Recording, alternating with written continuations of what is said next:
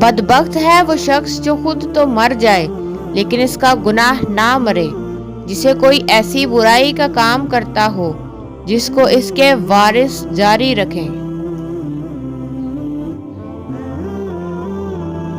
محض لباس کی عمدگی یا کمتری سے انسان کی شناخت نہیں ہو سکتی، کیونکہ انسان کو اللہ بناتا ہے اور لباس کو انسان۔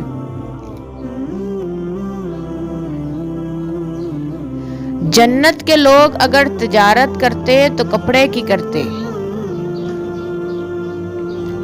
بروں کی ہم نشینی سے تنہائی بہتر ہے اور تنہائی سے نیک لوگوں کی صحبت بہتر ہے۔ 3 آدمی صرف 3 موقعوں پر ہی پہچانے جا سکتے ہیں: بہادر لڑائی میں، دانا غصے میں، دوست بوقت ضرورت۔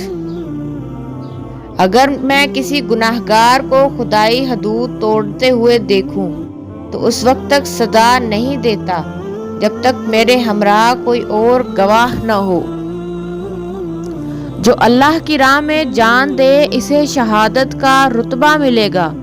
جو جہاد میں زندہ لوٹ آئے اس کا شمار مجاہدین میں ہوگا۔ ان کا اللہ تعالیٰ کے ہاں جو اجر لکھا جائے گا اس کا اندازہ کسی بھی طرح نہیں کیا جا سکتا۔